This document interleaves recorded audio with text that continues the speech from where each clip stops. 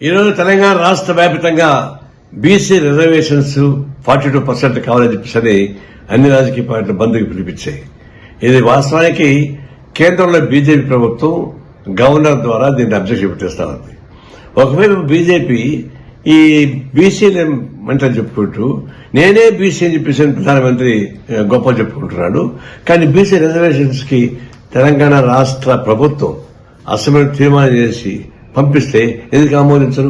మరి దేశవ్యాప్తంగా మీకు ఇబ్బంది అయితే తెలంగాణ రాష్ట్ర ప్రభుత్వం అడుగుతుంది కదా, అసలు తీర్మానం చేసింది కదా, దాని ఎందుకు ఆమోదించరు మీరు?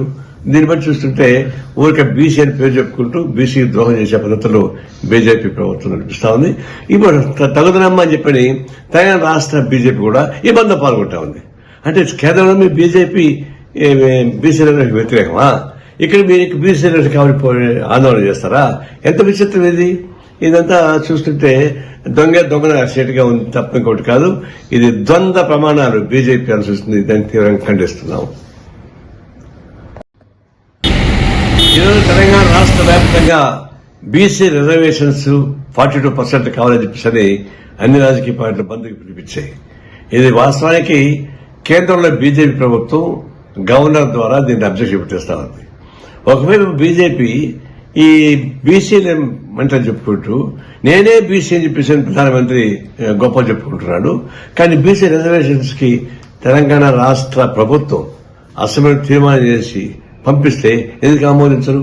మరి దేశవ్యాప్తంగా మీకు ఇబ్బంది అయితే తెలంగాణ రాష్ట్ర ప్రభుత్వం అడుగుతుంది కదా, అసలు తీర్మానం చేసింది కదా, దాని ఎందుకు ఆమోదించరు మీరు? దీన్ని బట్టి చూస్తుంటే ఊరికే బీసీ అని పేరు చెప్పుకుంటూ బీసీ ద్రోహం చేసే పద్ధతిలో బీజేపీ ప్రభుత్వం నడిపిస్తా ఉంది. ఇప్పుడు తగుదనమ్మా అని చెప్పని తెలంగాణ రాష్ట్ర బీజేపీ కూడా ఈ బంధం పాల్గొంటా ఉంది. అంటే కేంద్రంలో మీ బీజేపీ బీసీలకు వ్యతిరేకమా? ఇక్కడ మీరు బీసీలకు కాబట్టి ఆందోళన చేస్తారా?